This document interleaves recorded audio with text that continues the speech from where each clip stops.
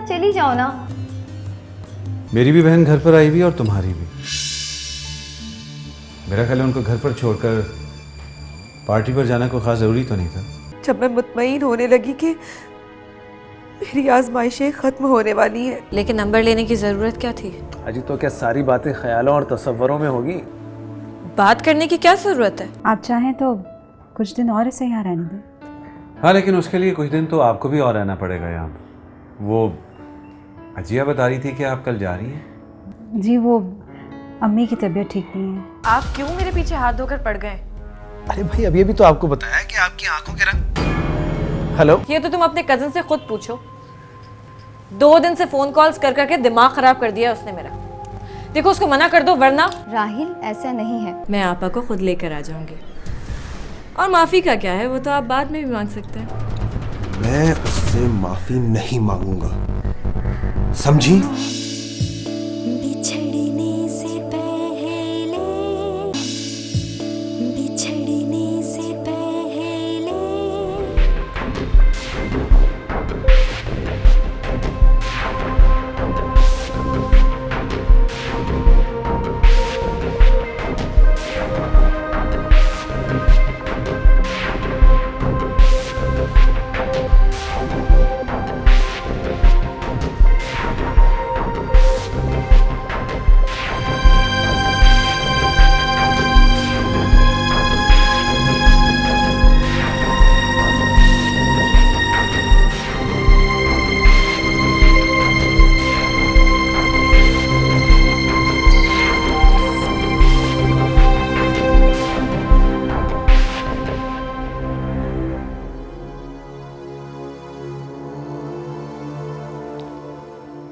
कैसे हो ज़हीर?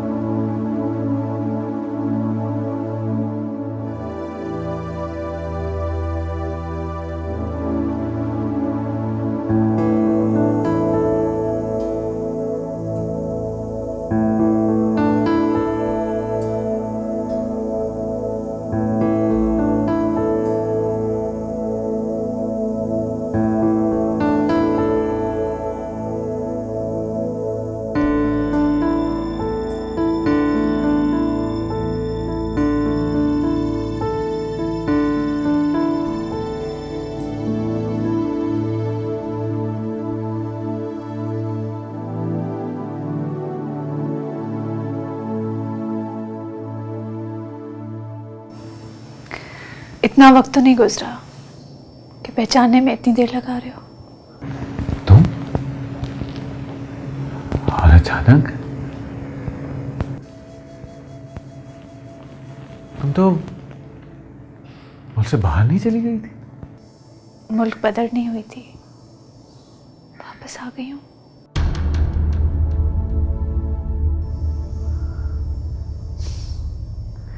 तुम बिल्कुल नहीं बदले, बिल्कुल वैसे हो। क्या इतना अरसा काफी होता है किसी को बदलने के लिए? एक लम्हा भी काफी होता है किसी को बदलने के लिए।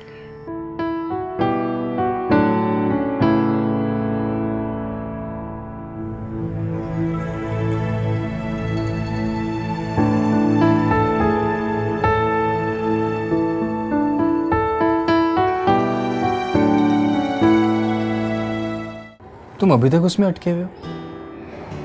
मैं नहीं, दिल अटका हुआ। यार राहील, दुनिया कहाँ से कहाँ पहुँच गई। तुम्हारा दिल है उसी स्लो मोशन में अटका हुआ है। कभी तो उसका दिल मोम होगा ना। इसके बाद क्या होगा? मेरा मतलब है कि मोम होने के बाद। क्या मतलब? मोम पिघल जाती है और फिर सब कुछ खत्म।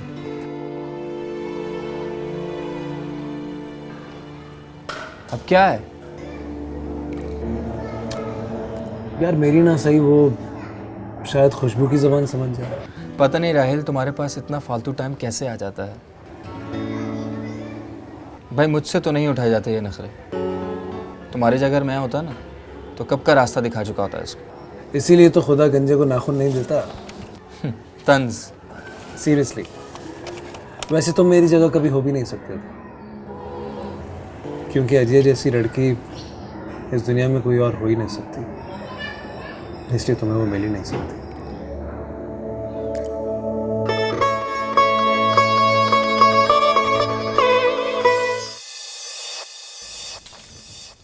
कम ऑन अजिया, राहिल की तो आदत है मजाक करने की।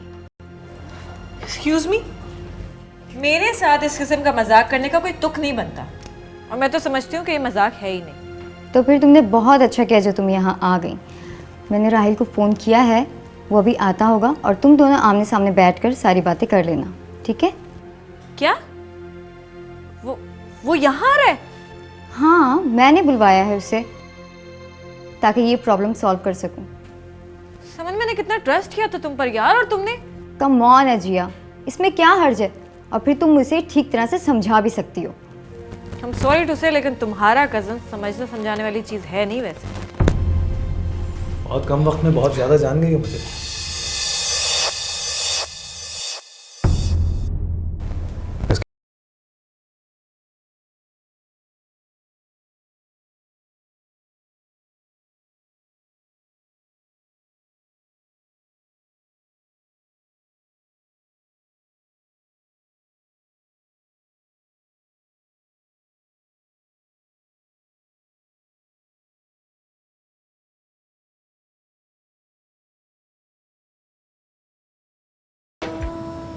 यूँ अजनबियों की तरह क्यों बिहेव कर रहे हो ज़हीर? नहीं तो तक नाराज़ हो? किस बात पर?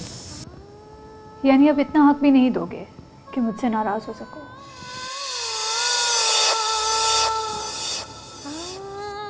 तुमने सिगरेट तो नहीं दोबारा शुरू कर दिया? क्या मुझे बार बार याद दिलाने की ज़रूरत है कि हमें अलग हुए हुए सिर्फ 6 महीने हुए।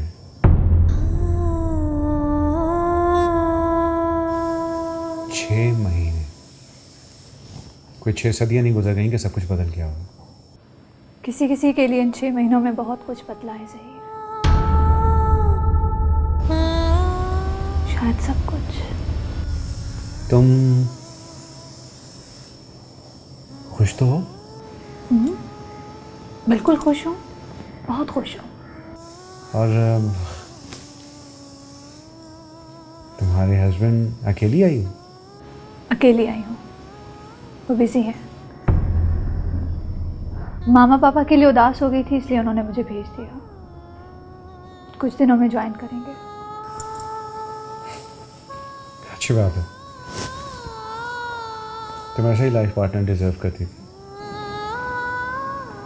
बहुत ख्याल रखते हैं मेरा, वो मेरी तवक्कुआत से कहीं ज़्यादा अच्छे हस्बैंड साबित हुए ज़हीर। मेरे मुंह से बात बाद में निकलती है, वो उसे पहले ही पूरा करने के लिए बेचैन हो जाते हैं।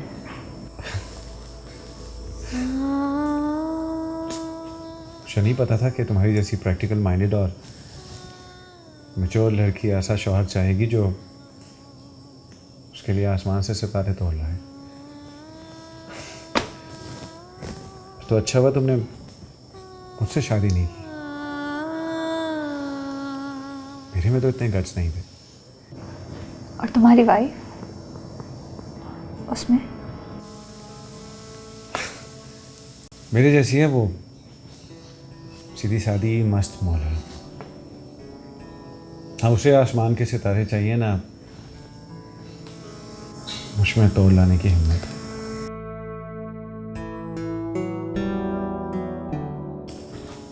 जिस माहौल में तुम पली हो उसकी आदतें तुम पर गई हैं, और जिस माहौल में मैं पला हूं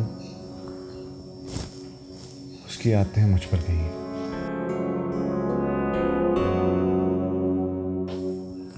तुम्हें पता है कि अजिया का ताल्लुक भी एक अमीर घराने से है, बहुत ही लाड प्यार से पली हुई अखलौती बेटी, नाज नखरों वाली। लेकिन आई एम सो लकी के मेरे जैसे आदमी के साथ एडजस्ट कर गई। खुशी हुई जानकर कि हमारे एक फैसले ने हमें ऐसे लाइफ पार्टनर्स दे दिए, शायद हमारे लिए ही बने थे। मुझे आपसे कोई बात नहीं करनी। अरे 1 मिनट रुकिए तो। मुझे नहीं रुकना। मेरी बात सुन ही लीजिए। मुझे कुछ नहीं सुनना। अगर अभी नहीं सुनेंगी तो मैं शायद फ़ोन करके आपको सुनाऊंगा। आप मुझे हरगिज़ फ़ोन नहीं करेंगे। यही सारी बातें तय करने के लिए आपको यहाँ थोड़ी देर के लिए रुकना पड़ेगा। चलिए, कम से कम आपने ये जिद तो छोड़ी। आहिस्ता आहिस्ता दूसरी चीज़ें भी छोड़ देंगे। क्या मतलब? देखिए, अभी तो पहली दूसरी मुलाकात है। 3-4 मुलाकातें और होंगी तो आसानी से बातचीत हो पाएगी। प्लीज़ मेरे साथ ये फजूल की बातें मत करें आप। मैं आपको साफ साफ बता चुकी हूँ कि मैं शादीशुदा हूँ, मैरिड। ये बात तो आप पहले भी कह चुकी हैं मुझसे। कोई नई बात कही है ना? किस किस्म के इंसान हैं आप? आपको इस बात से कोई फर्क नहीं पड़ता? देखिए, आप कोई स्टोर में पड़ी हुई कोई प्रोडक्ट तो है नहीं जिस पे कोई प्राइस टैग लगा हो और वो थोड़ा सा महंगा हो तो उसे देख के इंसान सोचे कि इसे हाथ नहीं लगाना।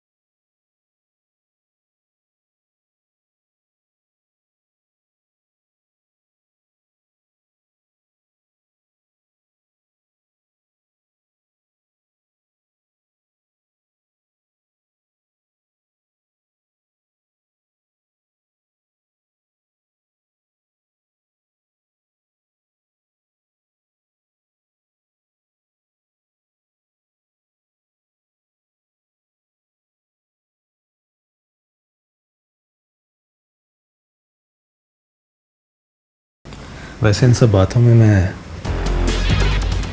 आपकी आंखों के रंग के बारे में तो बताना ही भूल गया। किसी आला नस्ल की शराब और आपकी आंखें, कोई फर्क नहीं। शायद कुछ गलत बयानी हो गई।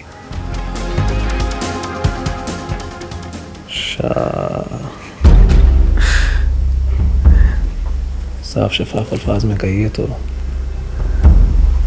किसी आईने के ऊपर किसी ने दूध में शहद खोलकर मिला दिया हो, शायद, है ना?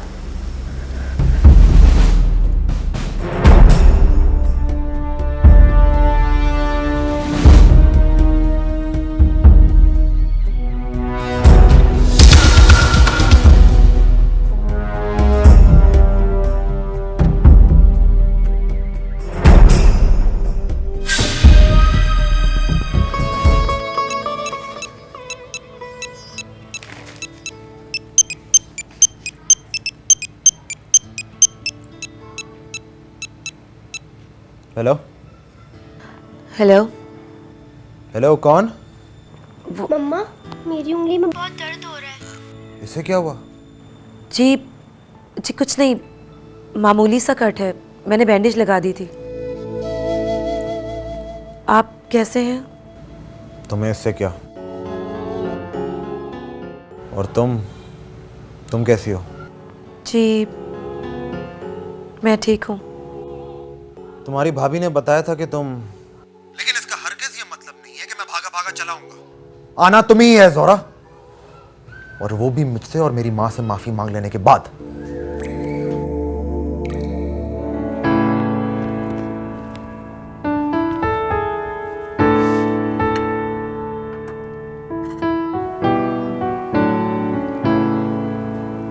ज़हीर, आप हमेशा वाइट और क्रीम कलर की शर्ट ही पहनते हैं। क्यों? नहीं, वैसे ही मैं सोच रही थी कि आप पर ब्लू कलर बहुत सूट करेगा, और वो जो बड़े वाले सनग्लासेस होते हैं ना, स्टाइलिश से, वो भी। क्या मैंने तुमसे कभी कहा है कि मुझे तुम्हारे खुले और बिखरे हुए बालों से वहशत महसूस होती है?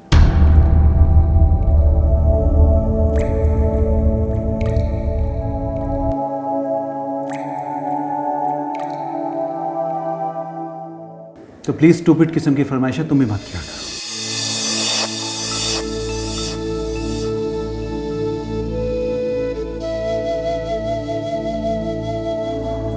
क्या ज़हीर, तुम मुझसे कुछ छुपा रहे हो? ऐसा कुछ नहीं है यार। घर में तो सब खैरियत है ना? हाँ सब ठीक है।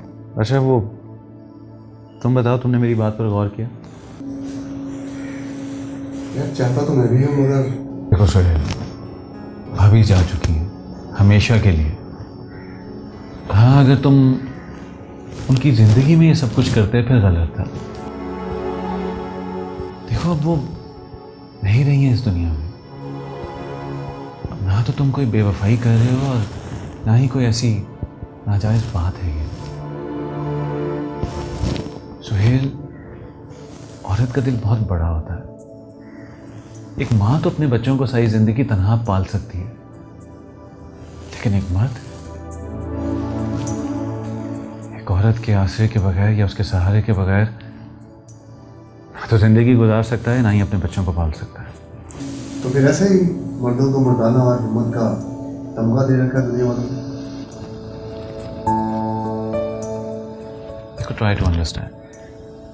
तुमने जो भी फैसला करना है जल्दी करो। देखो ज़किया बहुत अच्छी फितरत की लड़की है। उसके साथ जो हादसा पेश आया है उसके असरात अभी भी उसके दिल पर बाकी हैं, लेकिन आई एम श्योर कि बहुत अच्छी बीवी साबित होगी। तुम्हारे बच्चों को बहुत लुक आफ्टर करेगी, ये मेरा दावा है।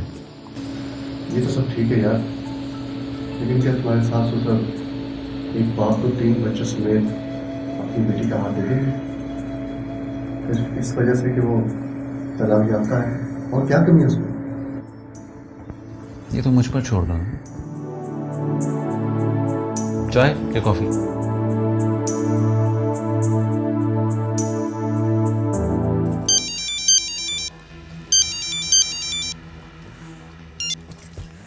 क्यों कर रहे हो ये सब? आखिर तुम मेरा पीछा छोड़ क्यों नहीं देते हो? चलो कम से कम बात आपसे तुम तक तो पहुंची। इतना ढीठ इंसान मैंने पहले कभी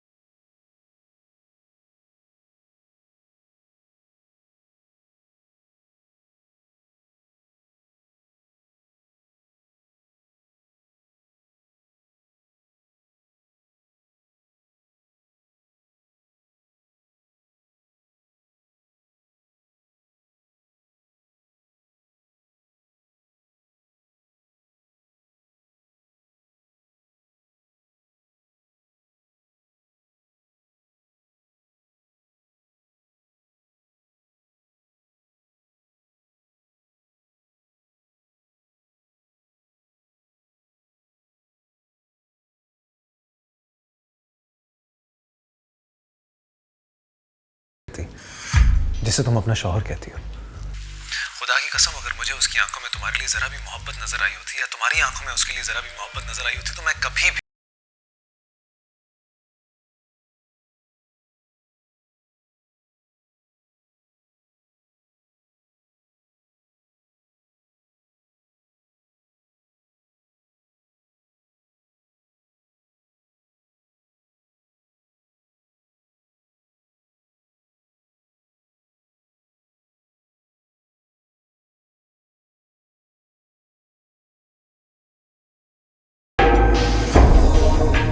आप लोगों को बुरा तो नहीं लगा?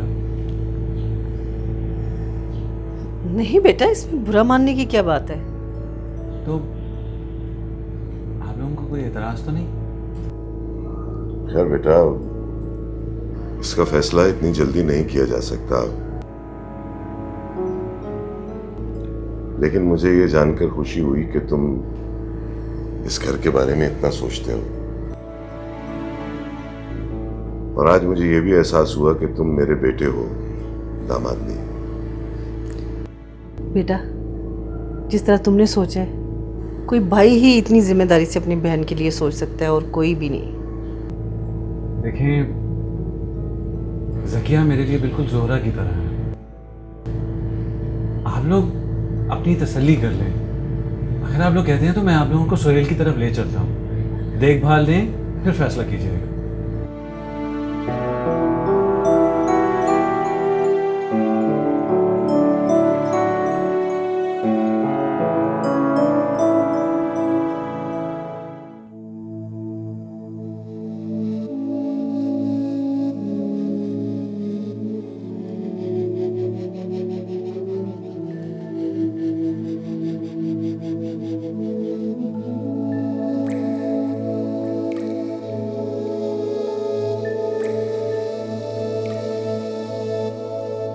बूंद बूंद ठंडिया भीगे भीगे रात, नींद थी दूर कहीं, क्यों गई है जान।